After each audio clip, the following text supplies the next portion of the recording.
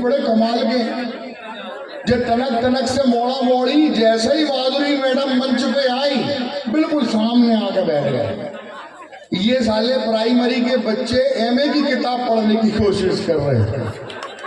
ताली वाली बजा देना। हाँ, ऐसे ही लगना चाहिए कि कवि सम्मेलन में बैठे अपन, ऐसा भी लगना चाहिए सुंदरकांड में बैठे, है ना। ये कढ़ई ग्राम है, अगर एमए की किताब पढ़ नहीं सकते तो फाड़ फूड़ तो सकती है। नहीं बेटा, फाड़ने में बहुत नुकसान है, भारतीय संस्कृति फट जाएगी, इसलिए है ना, फाड़ने फूटने का कोई काम नहीं। अपन तो जोड़ने वाले लोग हैं, राष्ट्रवादी लोग हैं, जोड़ने वाले लोग हैं। 4 पंक्तियां सुनेगा कि हिंदू हो, मुसलमान हो, जैन हो, ईसाई, सिख, खुशियों के सारे गीत गाए मिलजुल के। और होली हो, दिवाली हो, दशहरा हो, मुहर्रम, ईद, सारे त्योहार हम मनाए मिलजुल के। और कवि सम्मेलन की सफलता जो चाहते हैं, कवियों का हौसला बढ़ाए मिलजुल के। और आज की ये शाम यादगार जो बनाना चाहे, जोरदार तालियां बजाए मिलजुल के। ऐसी तालियां बजेंगी तो मजा आ जाएगा। और साहब, मैं तो मध्य प्रदेश हूँ, विदिशा क्षेत्र का आदमी हूँ। और विदिशा, जैसा कि अभी भैया कह रहे थे, विदिशा 2 लोगों के नाम से जाना जाता है, एक मामा और दूसरे राघव जी भाई, हमारे मध्य प्रदेश शासन के वित्त मंत्री, और तीसरे अटल जी जो वहां से चुनाव लड़े, और चौथी हमारी सांसद सुषमा स्वराज जी। तो हम तो बिल्कुल एकदम टकाटक। और प्राइमरी स्कूल के मास्टर साहब, और प्राइमरी स्कूल के मास्टर को मध्य प्रदेश में पढ़ाने के अलावा सारे काम दिए गए। अभी एसआरसी का काम, फिर बीआरसी का काम, फिर बीएलओ का काम, फिर परिवार नियोजन की जनगणना। अब यही समस्या हमारे साथ फंसी। मेरे साथ मैं जिस स्कूल में पढ़ाता हूँ ऐसे बच्चे पढ़ते हैं। मैंने एक बच्चे से कहा, बेटा खड़ा हो, गंगा कहाँ से निकलती है, किससे मिलती है? वो बोला, सर मेरे बाप ने बोला तू सीधा स्कूल जाना, स्कूल से घर आना, कोई कहीं से निकले, किसी से मिले, तेरे को कोई लेना देना नहीं। मैंने कहा, मेरे बाप, मैं तुझसे पूछ रहा हूँ गंगा कहाँ से निकलती है? वो कह लगा हमको नहीं पता। मैंने दूसरे छोरे से पूछा, मैंने कहा लड़के बेटा खड़ा हो, गंगा कहाँ से निकलती है, किससे मिलती है? वो बोला, सर मेरा मुंह मत खुलवा वरना करई गाँव में झगड़ा हो जाएगा।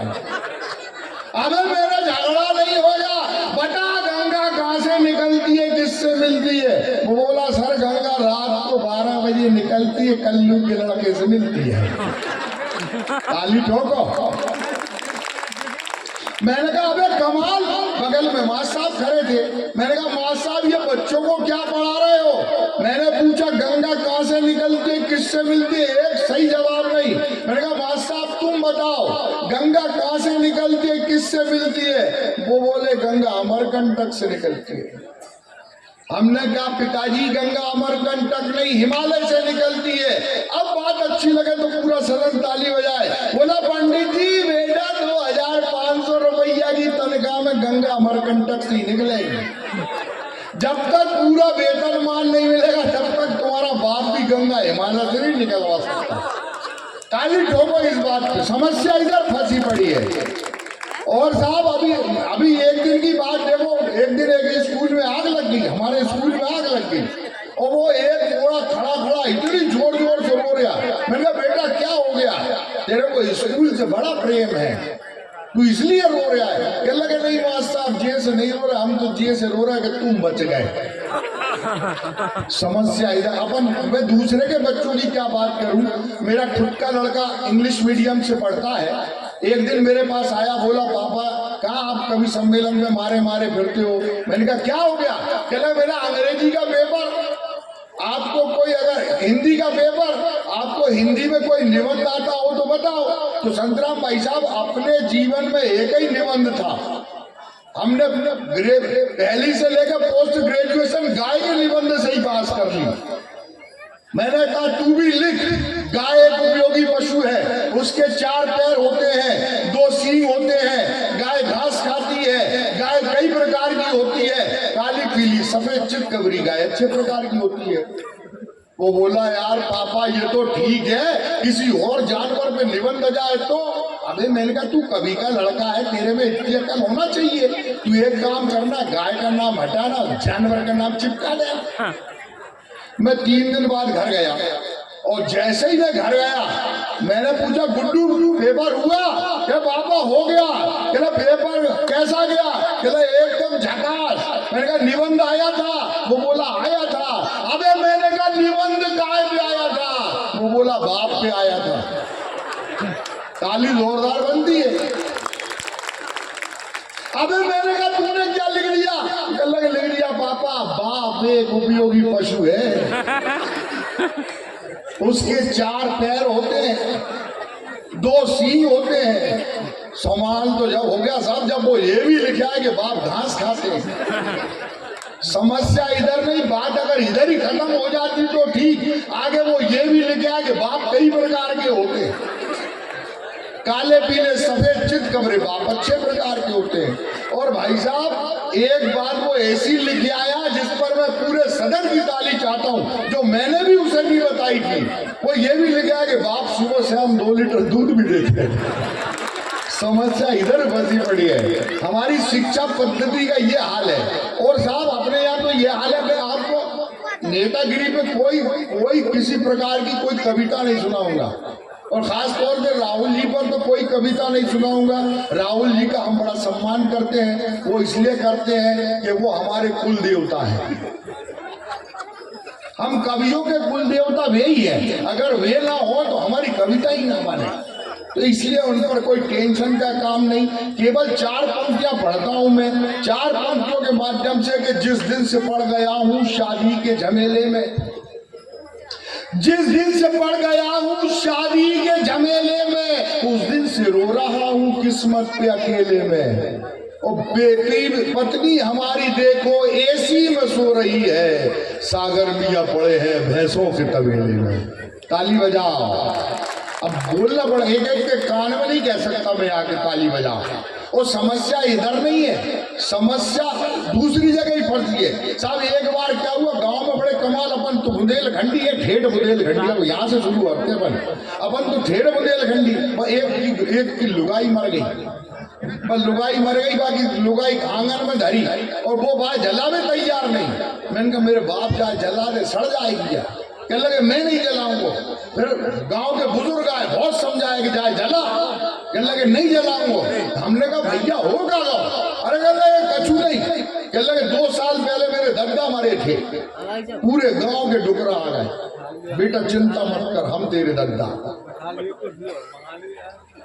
साल भर पहले बाई मरी तो गांव की सभी डुकरियां आ गई।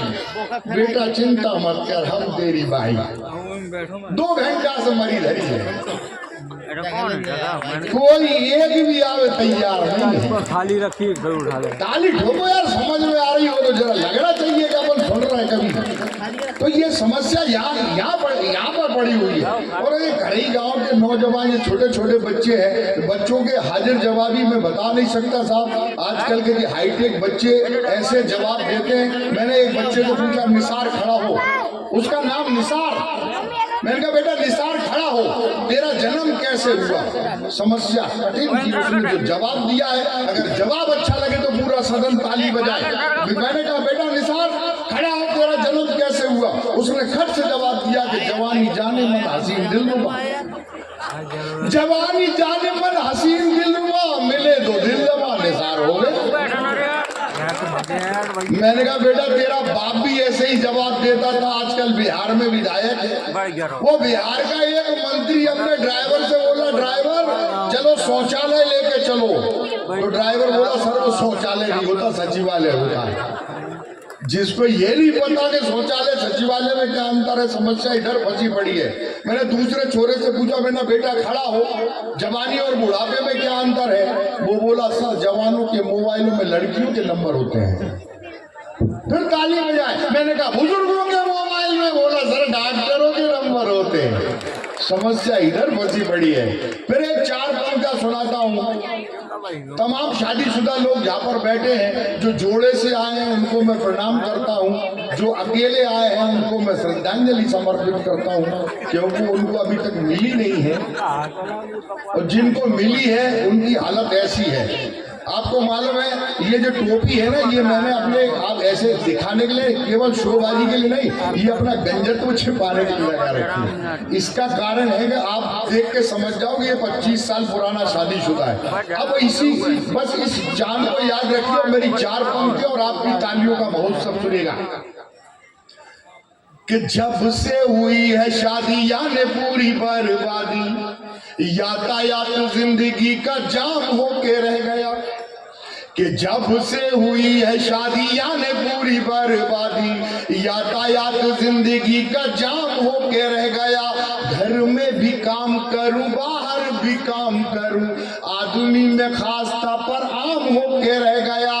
रोज रोज मुझको सताए मेरी घर वाली, क्या करूं मैं जोरू का गुलाम होके रह गया। घर वाली मेरी मुन्नी की तरह से नचती है और संतोष सागर झंडू बाम होके रह गया। ठोको ताली।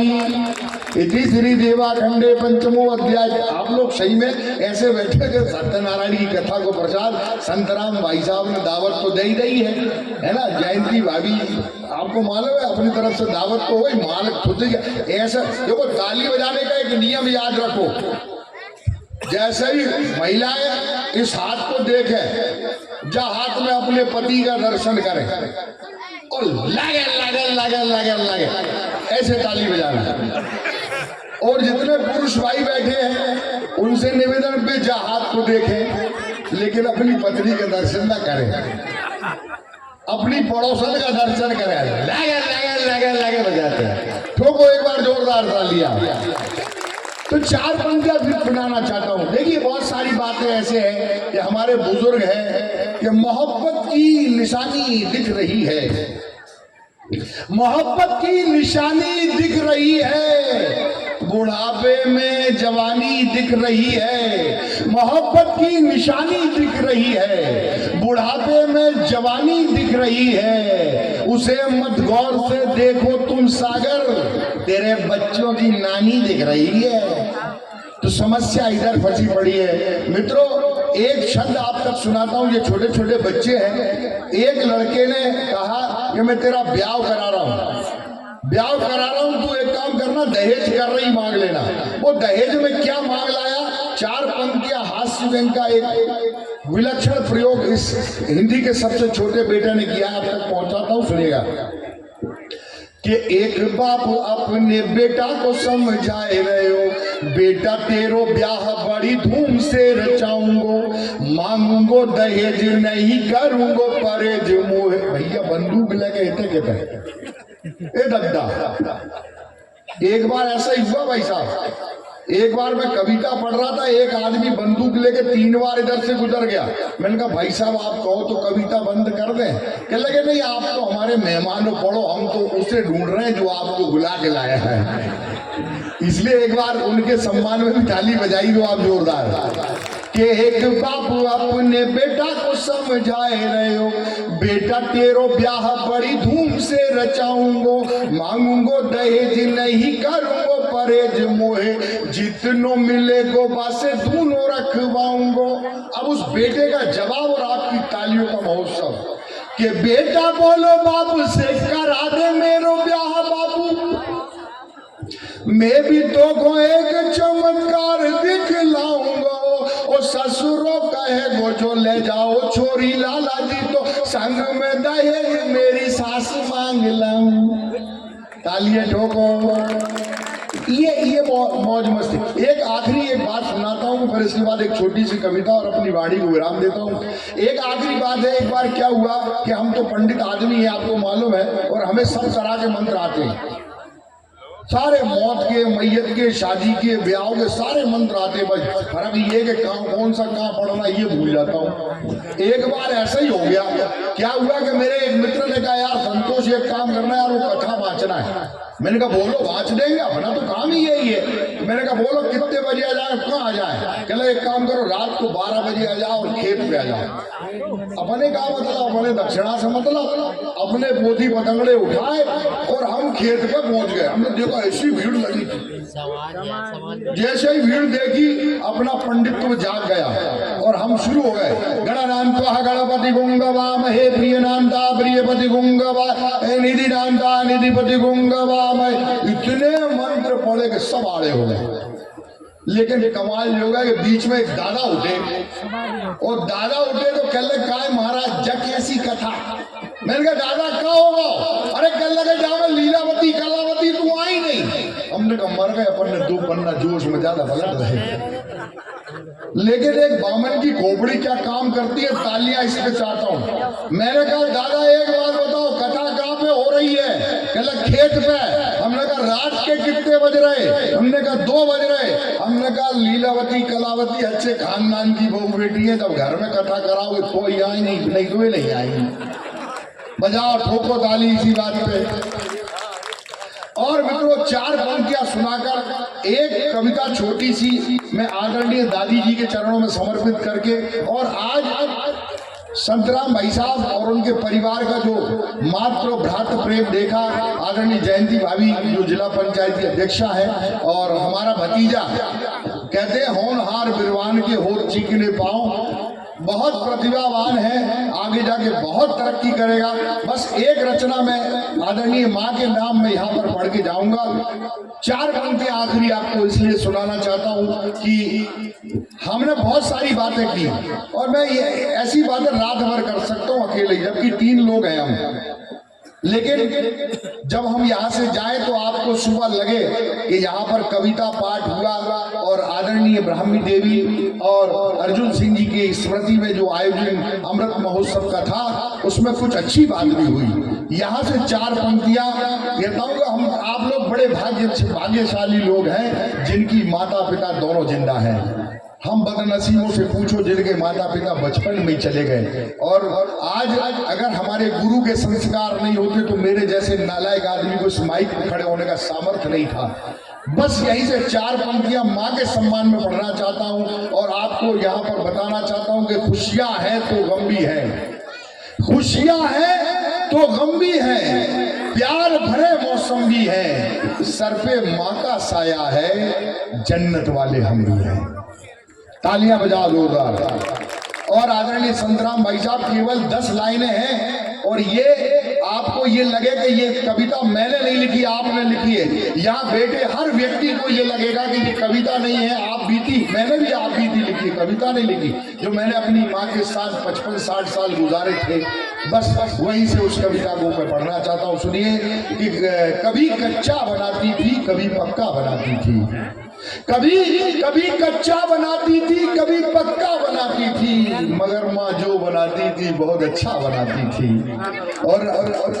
और शेर लाइनें सुनिए कि किताबें हमने गरीबी के दिन देखे हैं, जो मेरे गरीब भाई हैं जिन्होंने गरीबी देखी है अपने किसानी के जमाने में, उस वक्त की पंक्तियां सुनेगा कि किताबें हाथ में लेकर मैं जब स्कूल जाता था, किताबें हाथ में लेकर मैं जब स्कूल जाता था, पुराने पैंट से अम्मा मेरा बस्ता बनाती थी। किताबें हाथ में लेकर मैं जब स्कूल जाता था, पुराने पैंट से अम्मा मेरा बस्ता बनाती थी। पिताजी जब कभी गुस्से में मुझको मार देते थे तो माँ मुझको मनाने प्यार से हलवा बनाती थी। पिताजी जब कभी गुस्से में मुझको मार देते थे तो माँ मुझको मनाने प्यार से हलवा बनाती थी। मैं 55 साल का होकर के माँ से रूठ जाता था, मैं 55 साल का होकर के माँ से रूठ जाता था। मेरी नन्ही शरारत फिर मुझे बच्चा बनाती थी। और हमारे एक तहजीब की बात कहना चाहता हूँ, हमारी माताएं बैठी है देखिए घूंघट में, जब दादा घर में आते थे तो बहुएं सर ढाक लेती थी। पर इसी बात को मैंने कोशिश कहने की है, जहाँ पर मेरे दादाजी दरवाजे पे आकर खांस देते थे, मेरे दादाजी दरवाजे पे आकर खांस देते थे। माँ आंचल सर पे लेके लाज का पर्दा बनाती थी। मेरे दादाजी दरवाजे पे आकर खांस देते थे, माँ आंचल सर पे लेके लाज का पर्दा बनाती थी, मैं नंगे पांव जब भी खेत की मेड़ों पे चलता था। आप लोग, अपन लोग किसान लोग हैं और बुंदेलखंड के किसान हैं। खेत की कीचड़ में खड़े होकर धान बोने का सामर्थ्य अगर अपने पास है, तब पढ़ता हूं कि मैं नंगे पांव जब भी खेत की मेड़ों पे चलता था, तो कांटे बीन कर अम्मा मेरा रास्ता बनाती थी, तो कांटे बीन कर अम्मा मेरा रास्ता। बहुत बहुत धन्यवाद। जय भारत, जय हिंद।